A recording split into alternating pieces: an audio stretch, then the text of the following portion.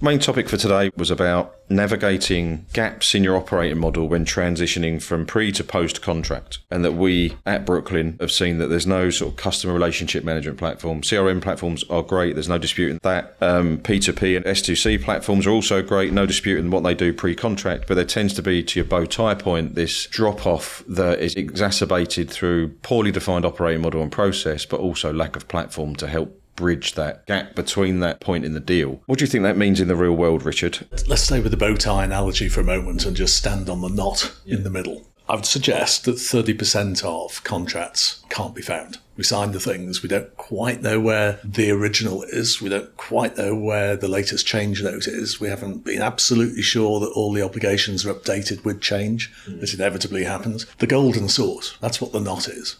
We agreed something, and on the day we agreed it, and every subsequent day we change it, we need to know there's one record.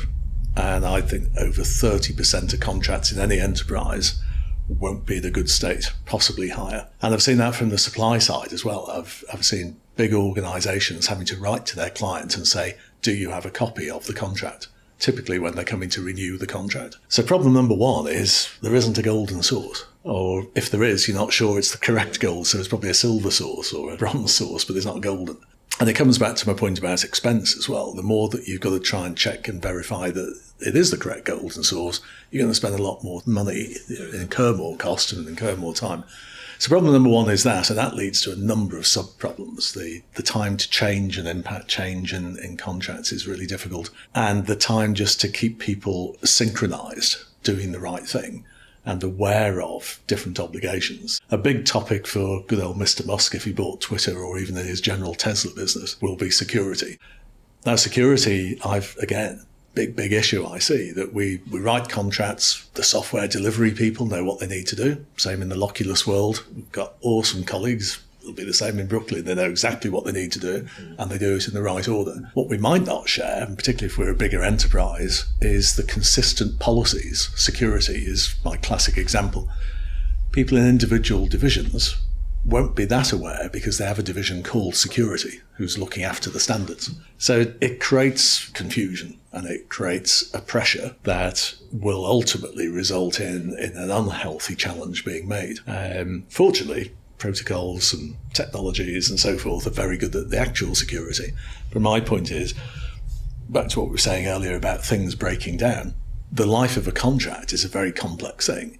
And it has obligations within it that are specific to Colin, to Richard, to Nick, but it has obligations in it that are specific to all of us and people outside of the room as well. And that's the second issue I find, communication. Communication is very, very poor in the world of contracts. So when you sign a contract, people send out comms saying, fantastic, we've signed a contract. Very rarely does it say precisely what it's going to make that different and how your life will become better or how your life will change. That's how we look at it from a congratulations, you've signed a deal. But we also look at it on the basis of congratulations, you've signed a contract, which is the birth of your relationship, right? It's the birth of your deal together, your future partnership. And there's a level of stigma or emotional worry when people say, oh, we're referred to the contract. Because anyone who says that to me, or when I hear that, it feels to me, because you've not digitised your contract and not living in it in a day-to-day basis and understand all the component parts, to your point, you're referring to something in a drawer. Because you've made it sound like, let's refer to the contract. It's like, you shouldn't have to say that if you're already living out the structure of the contract anyway and you know where that is, because you wouldn't say it in that way because it's next to you in obligations and detail in a system. And when you say that, I think to your point about 30%, I could well believe that it's easily as much as 30%. But I think the far bigger percentage after that would be a band that's about, we've got what we initially signed on day one, but that has changed so much in the last 90, 120, 365, 720 days, that it's just not representative of what we're doing now. So where's the diff, basically? Absolutely, and the diff is the perfect world. So if I go back again to my bow tie, but I'm going to change the wings now. So if you've got the wings as a physical picture in your mind of two lines drawing together into the knot in the middle of the bow tie, well, let's get rid of the wings and put two wheels there. So the golden source is not a static thing. Particularly if you're in a regulated industry, the policies will change all the time. And back to my example of one of the banks, you have 800 companies, so multiply that by the number of colleagues in those companies who will be working with your bank. You've got thousands of people that you need to tell a policy has changed. not an easy thing to do and not an easy thing to put an audit trail behind proving that you've done. But equally on the other side, what's happening there? So we've not talked about a wheel on that side, a life cycle. Now there's a commercial life cycle that is taking place that's inextricably linked to this golden source, which is evolving.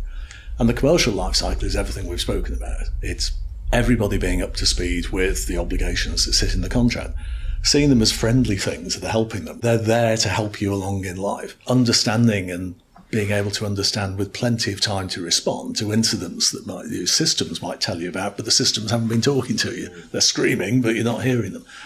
Integrating all of that in the commercial life cycle, and then recognise when you need to make change, you're handing over through the knot to the golden source, the legal life cycle. Where we've implemented that in the last 5 years, the cost savings have been dramatic. But what's been even more dramatic is that proactive way of working. Companies are now working far better together. There are fewer disputes, there are fewer contentious issues taking place. Most importantly, there are fewer people involved.